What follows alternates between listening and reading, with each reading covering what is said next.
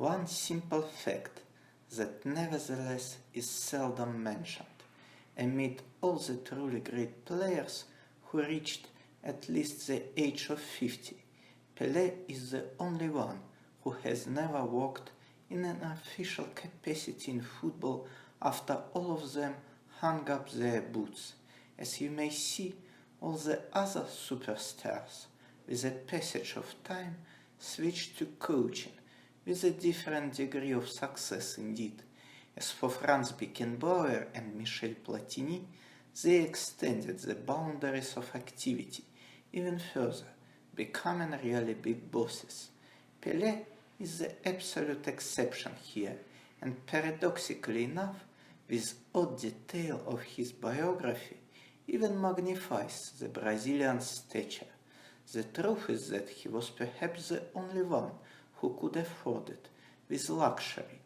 Don't work for decades in such a turbulent and ever-changing environment that football actually is, remaining all the time a truly respectable, authoritative, popular, admirable, and influential person. In other words, remaining the reference point. His deeds, accolades, fame, and legacy as a footballer had an enormous impact and force, and on their background, Pelé, even 30 years after his retirement, could act and speak firmly and confidently relying on his glorious past, and in that case he was absolutely unique. Others, even the likes of Beckenbauer, Cruyff and Maradona, were forced, to a certain extent, of course, to work when they stopped playing in order to remain on top of the world of football, or simply to get fresh money. This was the Argentines' case. There is no doubt that the Brazilian's heroics on the pitch were fundamental in creating his distinctive public image, but we also should not forget how incredibly smart he was in keeping his reputation intact. Pelé always carried himself with a great dignity and was pretty natural. His innate charm has been almost equally clear and attractive, both for his countrymen and Europeans. He has been widely revered in America, Africa and Asia, everywhere. Pelé was one of the very few famous world-known figures who managed to keep his reputation basically completely untarnished, despite the constant pressure and intrusive attention from the media and fans. But the fact that he did it throughout almost 65 years is absolutely outstanding. In this sense, his nickname, the King, originally O'Ray, fills with a completely new meaning. Normally, only people of royal descent are becoming well known and rich from the very young age. It's their classic privilege. As for Pelé, he has been able to achieve it in an absolutely different manner, getting out of poverty and tasting a major success unprecedentedly early, at the age of 17. It's hardly believable, but to this day he retains not only the record as the youngest goal scorer in the World Cup final, which is an accomplishment in itself, but also remains the youngest footballer ever who found the net in the whole tournament, if we exclude the qualifying phase indeed, and all this despite the past 65 years, during which the game evolved and grew enormously, and not the least in the case of discovering and monitoring young talents all over the planet. Top European clubs each year are investing dozens of millions euros and dollars in scouting, but this Pele's record holds and holds, probably because it is very, very special. But if we turn to other major team sports, this phenomenal feat will look even more impressive. If you call a spade, at the 1958 World Cup in Sweden, he not only established almost all possible records and struck the imagination, but also instantly emerged as best player of his time. The manner in which he performed, the incredible confidence he exuded in almost every his move, and the supersonic speed with which he made decisions and executed them on the field left very little doubt even in the heads of inveterate skeptics. Here is the man for years. Who else at the tender age of 17 showed this kind of individual superiority in top 4 of team sports? Apart from football, we should regard also basketball, ice hockey and Formula One. The answer is an obvious and immediate nobody. It's in a sense impossible by definition, because in order to deserve to be called the best in such demanding and competitive environment, the one who strives to it must demonstrate a certain level of consistency, and that usually takes several seasons at least, and gain a lot of credibility. But Pele in 1958 was so ahead of his era and contemporaries that he simply brushed aside all the arguments. He broke not only records, actually he broke the limits of then football and sport in general as well, becoming arguably the first ever truly famous and super influential athlete. For sure, luck and proper timing were also on his side.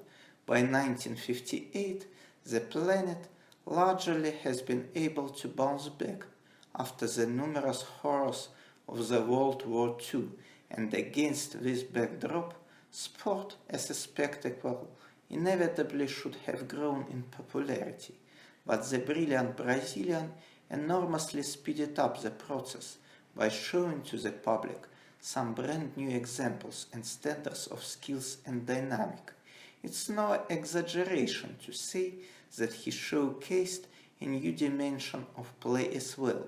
The stars of that period in general were slow-thinking men with severely limited number of athletic qualities, and in comparison with them, Pele was a true revelation.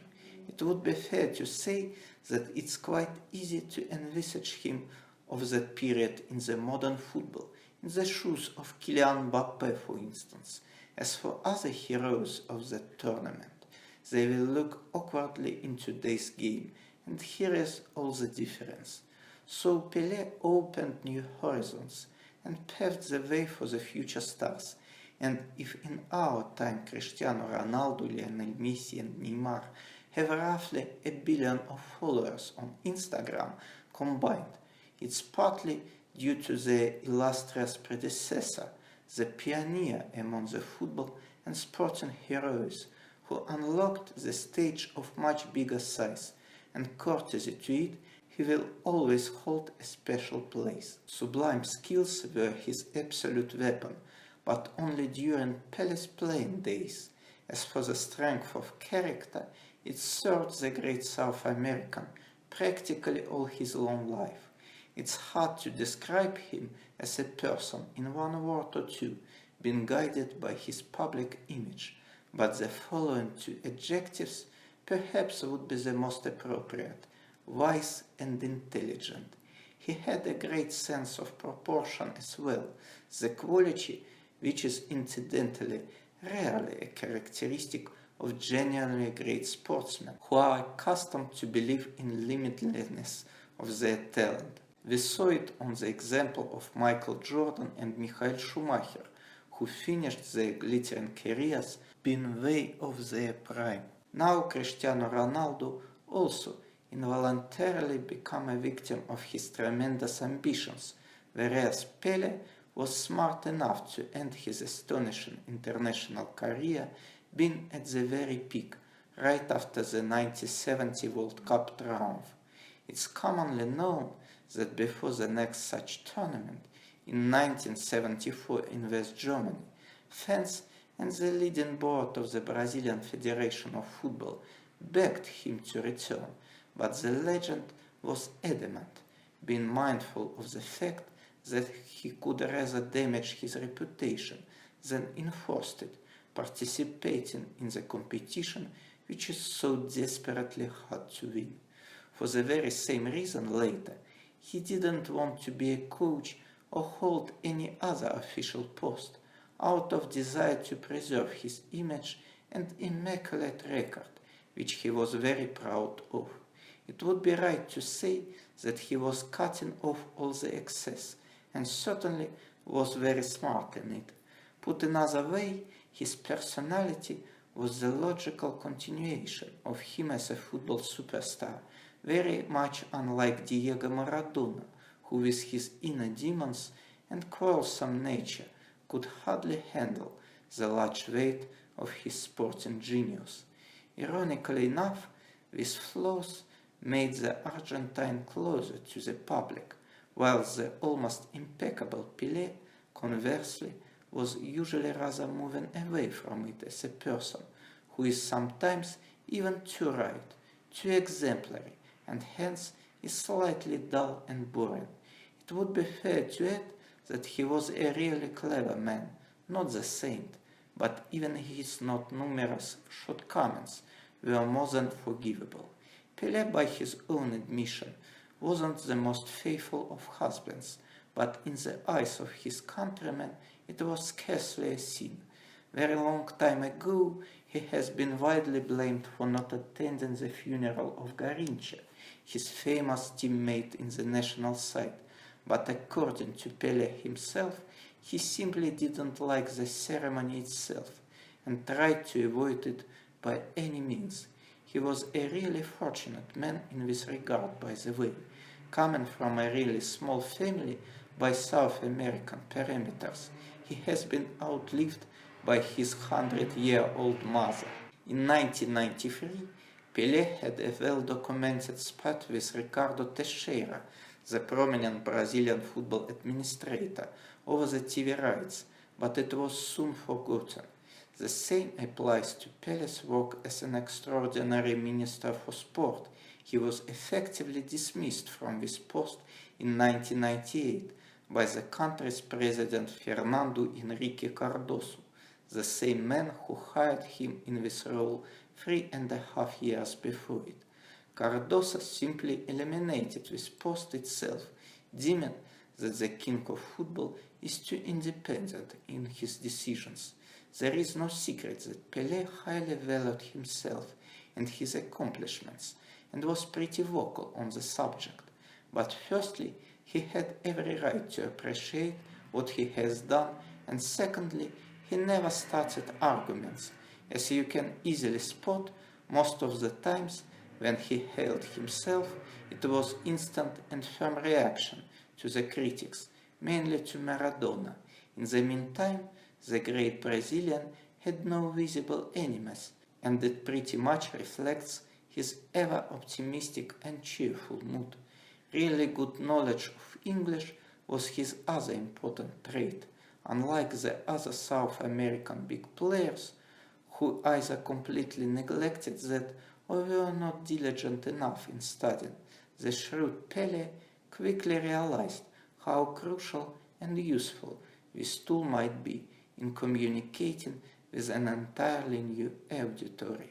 Obviously, 2 years of experience of playing in the USA in the twilight of his imperious career did help, but his English was too fluent and convincing in order to explain it only by this. Pele cared a lot about his health and appearance too, and did it so marvelously that being in his early 60s, he didn't have a single trait of an old man: grey hairs, wrinkles, slouching, or problems with vision. He looked so wonderful and youthful that it was impossible to give him more than 45. I was personally convinced back then that he is destined to live until 100 years at least.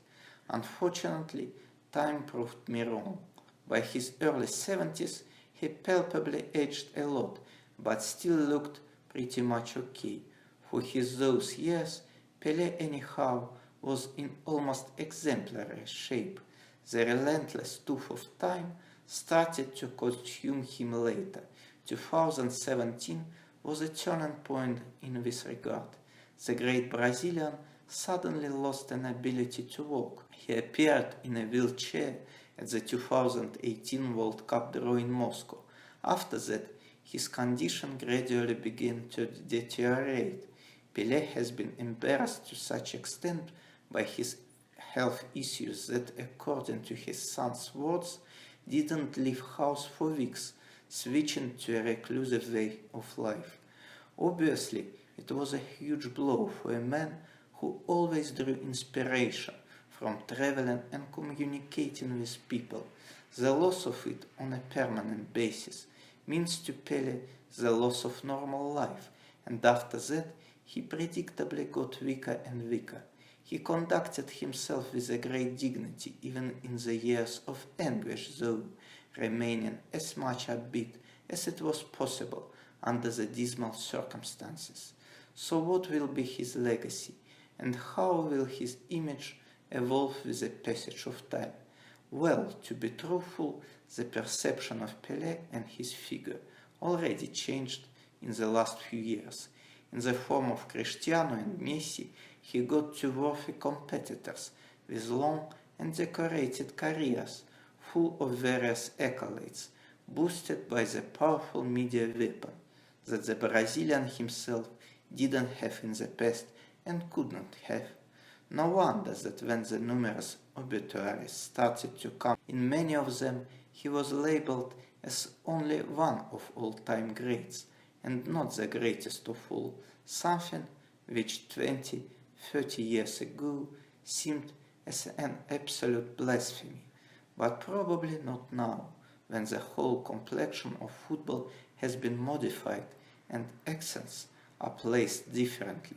World Cup, the tournament which is essential in forming of Pele's reputation, significantly lost its prestige and original meaning, being overshadowed by the Champions League, and there is little doubt that this process will continue in the future. Anyway, whatever drastic changes will occur, personally, I couldn't imagine the football environment in which Pele won't be a central figure, hero, legend, inspiration, example, or guiding star. As the man himself once said, Pele doesn't die. Pele will never die. Pele is going to go on forever.